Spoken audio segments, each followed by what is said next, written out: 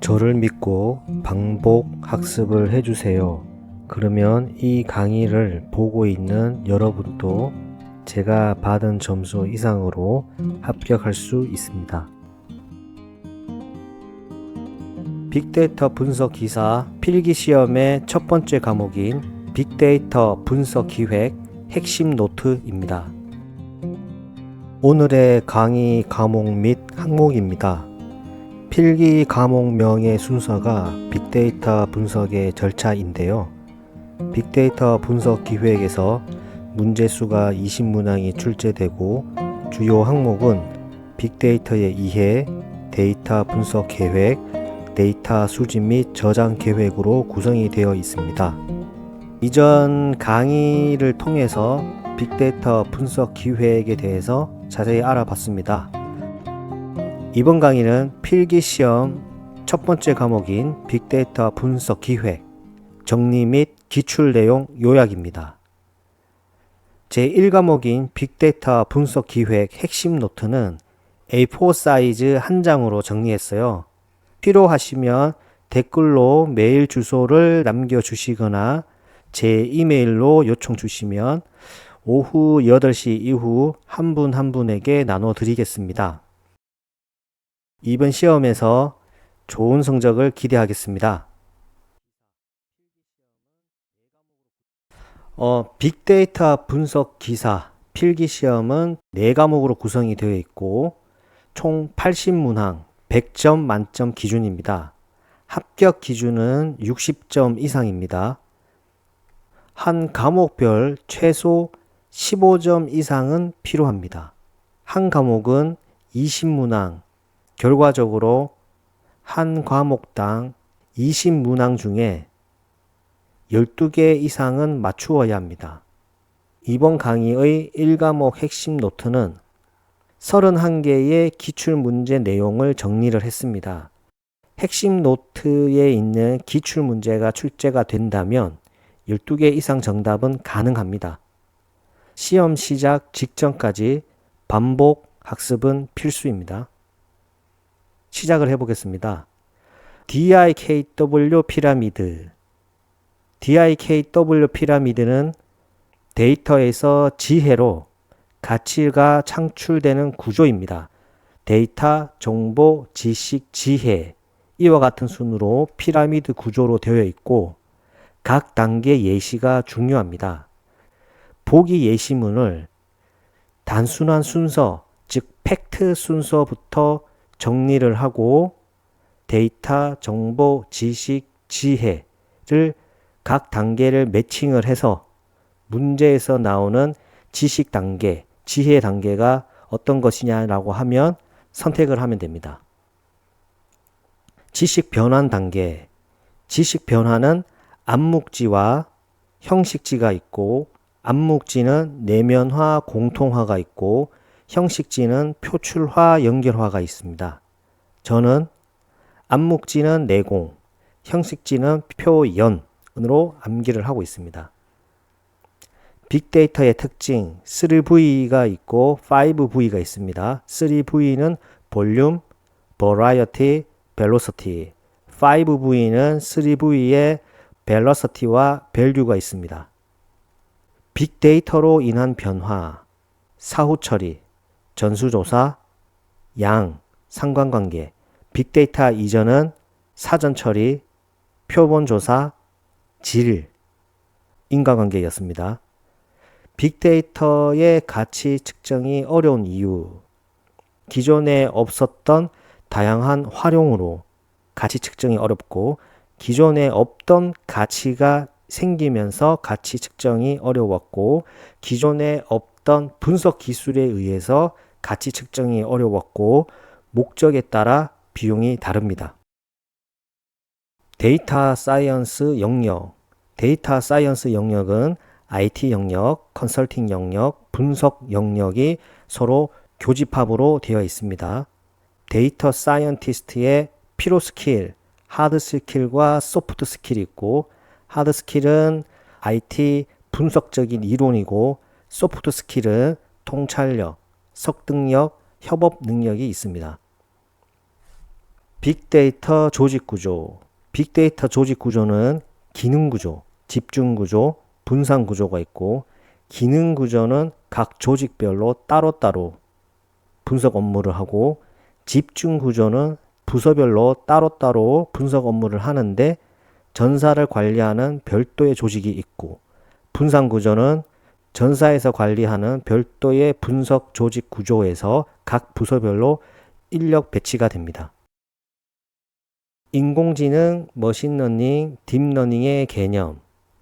인공지능이 포괄적인 개념이고 인공지능의 한 분야가 머신러닝입니다. 머신러닝은 기계가 학습한다 라는 의미고 기계가 학습을 해서 예측을 하지만 최종 판단은 사람이 한다. 딥러닝. 딥러닝은 머신러닝의 한 분야입니다. 빅데이터와 인공지능은 원인과 결과, 빅데이터가 있기 때문에 인공지능이 발전했다. 이와 같은 원인과 결과가 아닌 상호 보완 관계입니다. 머신러닝의 종류. 머신러닝은 지도학습과 비지도학습, 강화학습이 있습니다. 지도학습은 정답이 존재하는 경우고 측을 통해서 정답을 맞추는 것이 목표입니다. 비지도학습은 정답이 없는 경우고 그렇기 때문에 데이터 사이에 숨겨진 패턴을 찾는 것이 목표입니다. 강화학습은 우리가 자율주행, 알파고와 같이 환경의 즉각적인 피드백에 의해서 스스로 학습해 나가는 것입니다. 일반화의 종류. 일반화가 필요한데 일반화가 되지 않으면 과소적합이 생기고 과대적합이 생깁니다. 과소적합은 결국 데이터를 다 충분히 학습하지 못한 것이기 때문에 복잡도, 즉 파라메타의 수를 높이는 이런 복잡도를 향상시켜야 되고 과대적합은 너무나 많은 학습의 노이즈까지 전부 다 학습을 한 경우이기 때문에 오히려 새로운 데이터가 주어졌을 때 정확도가 낮아집니다. 그렇기 때문에 그 모델의 복잡도, 파라메타 수, 다양한 복잡도를 낮추는 작업을 해야 됩니다. 빅데이터 분석 플랫폼, 하둡, 아파치 스파크, 퍼블릭 클라우드가 있습니다. 하둡은 네임노드, 데이터 노드로 구성이 되어 있고 아파치 스파크는 인메모리, 퍼블릭 클라우드는 구독 시스템입니다. 퍼블릭 클라우드는 크게 세 가지의 대표적인 게 있는데 AWS, 아마존, GCP, 구글, Azure, MS입니다. 네임노드, 데이터 노드가 나오면 하둡, 인메모리가 나오면 아파치 스파크, 구독, AWS 이런 말이 나오면 퍼블릭 클라우드입니다. 개인정보, 우리가 이미 많이 접하고 있지만 대부분이 다 개인정보죠. 하지만 취미는 개인정보가 아닙니다. 그래서 보기에서 나는 야구를 좋아해, 나는 축구는 좋아해 이런 취미적인 요소가 보기가 나오면 개인정보가 아닙니다. 개인정보 보호제도는 빅데이터 산업의 활성화를 위해서 제정 혹은 개정된 것이고 빅데이터 산업의 활성화를 위해서 개인정보는 오픈될 수 없기 때문에 여러 가지 비식별화 처리를 통해서 활용 가능합니다. 데이터 3법, 개인정보보호법, 신용정보법, 정보통신망법이 있습니다. 개인정보보호법은 비식별화 처리로 상업적인 목적으로 활용이 가능하다. 신용정보법은 비식별화 처리, 대표적으로 가명 처리로 정보 주체의 동의 없이 활용 가능하다. 정보통신망법이 있습니다. 비식별화 기법, 비식별화 기법은 여러 가지가 있는데 가명 처리, 총계 처리, 삭제, 범주화, 마스킹이 있습니다. 시험에서는 가명 처리, 범주화, 마스킹에 대한 문제가 주로 출제가 되었습니다. 하지만 우리는 전부 다 알고 있어야 되고 문제의 형태는 범주화, 비식별화 기법이 적용된 것은 어떤 것이 있냐 이런 식으로 물어봅니다. 가명 처리는 이름을 우리 모두가 알고 있는 홍길동 이름, 그 다음에 두리뭉실하게 수도권, 이게 가명 처리이고 총계 처리는 평균을 낸 것이고 삭제는 말 그대로 삭제하는 거고, 범주는 김철수가 있으면 김씨, 36세인데 30대 이렇게 표현하는 거고, 마스킹은 임의의 노이즈를 추가를 합니다. 그래서 김철수를 김땡땡, 36세를 3땡세 이렇게 표현하는 것이 비식별화 기법입니다. 데이터 활용 위기 및 통제 방안. 데이터의 활용의 위기로 사생활 침해, 책임 원칙 훼손, 데이터 오용이 있습니다. 사생활 침해는 책임제에서 동의제로 바꾸는 것이 통제 방안이고, 책임 원칙의 훼손은 기존의 책임 원칙을 더욱 강화를 하면서 예측 불이익이 없도록 노력을 해야 되는 거고, 데이터 오용은 예측 결과 바탕으로 어떤 문제가 생겼을 때 분석 결과를 일반 소비자들이 반증할 수 있는 방법을 공개를 해야 됩니다. 분석 과제의 우선순위 평가 기준.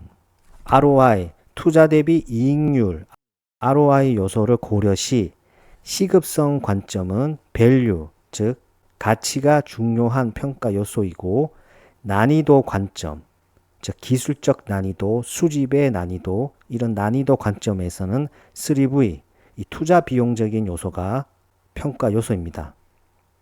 포트폴리오를 고려 시 1, 2, 3, 4분면이 표가 있었고, 항상 3, 4분면부터 시작을 합니다. 즉 3, 4분면은 시급성이 높고 난이도가 낮은 이 영역의 과제부터 먼저 진행을 하고, 난이도 기준으로 할 때는 시계 방향으로 돌면서 항상 시급하지는 않으나 난이도가 높은 2, 4분면에서 끝이 납니다. 시급성 기준으로 할 때는 3, 4분면 시급하지만 난이도가 낮은 과제부터 시작을 하고 반시계 방향으로 돌고 2, 4분면 과제로 끝이 납니다. 분석 문제. 데이터 분석을 할 때 일반적인 문제를 우리는 데이터 분석을 위한 문제로 변경을 해야 되죠. 이때 이 분석 문제는 발생형이 있고 탐색형이 있고 설정형이 있습니다. 탐색형은 과거에 일어난 문제, 예를 들어서 불량이 발생했다. 탐색형은 현재 문제, 생산성을 개선해볼까? 설정형은 미래의 문제입니다. 내년의 사업계획은 어떻게 할까? 내년의 매출액을 어떻게 하면 더 높일 수 있을까? 이와 같은 발생형, 탐색형, 설정형이 있습니다. 분석 문제 접근 방법. 분석 문제 접근 방법은 두 가지가 있습니다. 하향식, 상향식. 하향식은 탑다운 방식으로 기존의 방식, 우리가 문제를 알고 있습니다. 그래서 그 문제를 탐색을 하고 그 문제를 정의를 하고 해결 방안을 찾고 타당성을 평가합니다. 이때 비즈니스 문제 기반 외부 참조 모델 기반으로 탐색을 합니다. 상향식은 다운탑 방식으로 우리가 문제를 모를 때 프로토타이핑 접근법을 합니다. 가설을 수립을 하고 테스트를 하고 피드백을 받고 가설을 수정을 하고 또 가설을 재수정하고 이와 같이 가설을 반복적으로 테스트를 하는 것이 프로토타이핑 접근법이고 디자인적인 사고가 필요합니다. 하향식은 지도학습 기법이고 상향식은 비지도학습 기법입니다. 분석 기획 유형. 하향식 접근법은 솔루션 최적화가 있고 상향식 접근법은 발견과 통찰이 있습니다. 최적화는 분석 대상을 알고 분석 방법도 알 때 최적화. 분석 대상은 알고 있는데 분석 방법은 모를 때는 솔루션. 솔루션과 최적화는 모두 다 분석 대상을 알고 있기 때문에 하향식 접근법의 분석 기획 유형입니다. 상향식 접근법은 우리가 분석 대상을 모릅니다. 그래서 분석 대상도 모르고 방법도 모를 때는 발견, 디스커버리가 되고 분석 대상은 모르는데 방법을 알고 있을 때는 인사이트, 통찰입니다. 분석 방법론. 제가 이전 강의에서 분석 방법론이 나올 때마다 5단계 빅데이터 분석 방법론을 기준으로 KDD, 크리스피DM 등 분석 방법론들의 내용을 매칭을 했었습니다. 아래와 그림과 같고, 분석 방법론은 분석 기획, 데이터 준비, 데이터 분석, 시스템 구현, 평가 및 전개가 있고, 빅데이터 분석 작업 계획은 문제 인식, 현황 분석, 모형화, 데이터 수집, 데이터 분석, 결과 활용이 있습니다. 크리스피디의 분석 방법론은 업무 이해, 데이터 준비, 모델링 평가, 전개가 있습니다. KDD 분석 방법론은 조금 더 특화된 영역, 즉 빅데이터 분석 방법론에서 데이터 분석 영역입니다. 데이터 선택, 데이터 전처리, 데이터 변환, 데이터 마이닝, 결과 평가. 여기서 주로 크리스피디엠, KDD 분석 방법론에 관한 문제도 나옵니다. 그리고 빅데이터 분석 방법론에서 많은 사람들이 혼선이 있는 게 데이터 준비 단계에서 분석에 필요한 데이터를 수집하지 않습니다. 빅데이터 분석 방법론에서 데이터 준비 단계는 우리가 앞으로 수집을 해야 될 데이터를 정의를 하는 것입니다. 정의를 하고 기초적인 데이터를 수집을 하고, 정말 데이터 분석을 위한 데이터 수집은 데이터 분석 단계에서 이루어집니다. 관계형 데이터베이스에서는 ETL, 비정형, 반정형 여러 가지 데이터 수집 기법을 활용을 해서 데이터 수집을 하고 전처리 혹은 후처리, 가공을 하고 EDA, 탐색적 분석을 하고 모델을 생성을 하고 보고를 하고 평가 검증을 합니다. 그리고 시스템 구현 단계에서는 이런 모든 데이터 분석을 통한 시스템을 전사적으로 세팅할 수 있도록 시스템 설계를 하고 테스트를 하고, 평가 구현 단계에서는 지속적으로 활용 가능한 발전 계획을 세우고 최종 보고를 하고 평가를 합니다. 빅데이터 분석 관리 계획. 빅데이터 분석 관리 계획은 각 단계별 산출물을 관리를 하는 단계별 절차 계획입니다.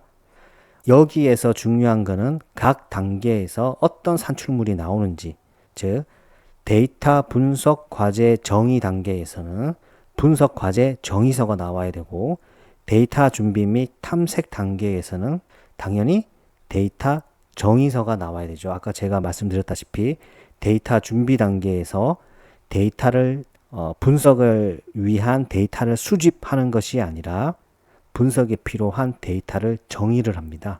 그게 빅데이터 분석 작업 계획에서는 어떤 모형화가 되는 것입니다. 데이터 분석 모델링 및 검증 단계에서는 분석 결과서가 산출물이 되고, 산출물 정리 단계에서는 이 모든 최종 산출물이 됩니다. 데이터 수집 시 고려사항. 가장 먼저 고려해야 되는 것은 수집 가능성입니다. 그 다음이 보안, 정확성, 수집 난이도, 비용입니다. 관계형 데이터베이스에 저장되어 있는 이 정형 데이터 수집 기술은 제가 강의에서도 설명을 드렸다시피 전부 다 암기를 하고 있고 각 기술에 대해서 설명을 할 수 있다고 하면 가장 좋은 것이고, 시험 치기 전에 외우는 방법은, 저는 정형 데이터 수집 기사를 ET Fathers and Daddy라고 외우고 있습니다. 왜냐하면 ETL, FTP, API, rsync, scoop, DB2DB, 그리고 ETL은 추출 변환 적재를 말하는 거고, 스쿱은 하둡용 정형 데이터 수집 기술입니다. 주로 이 두 가지 ETL, 스쿱에 대한 설명을 묻는 문제나 아니면 정형 데이터 수집 기술이 아닌 것은, 이런 문제가 나옵니다. 반정형 데이터 수집 기술은 쌍용, 스포츠, 펑크, 저는 이렇게 외우고 있고, 센싱, 스트리밍, 스크라이브, 플룸, 척와가 있습니다. 그리고 주로 척와는 전부 다 반정형 데이터 수집 기술인데 독특한 것은 모니터링 분석 기술이 있습니다. 비정형 데이터 수집 기술. 저는 B형이 좋아하는 크롤링, 아파치 카프카, RSS, 스크래피가 있습니다. 그리고 스크래피는 크롤링을 하는데 파이썬 기반의 크롤링입니다. 스크래피. 그래서 제가 외우는 방법대로 외우는 것도 괜찮고 가장 좋은 것은 최소한 비정형 데이터 수집 기술 정도는 완벽하게 암기를 해놓고 예를 들어서 정형 데이터 수집 기술, etpads and daddy를 완벽하게 외운다면 나머지는 전부 다 반정형 데이터 수집 기술이 되겠죠. 데이터 유형.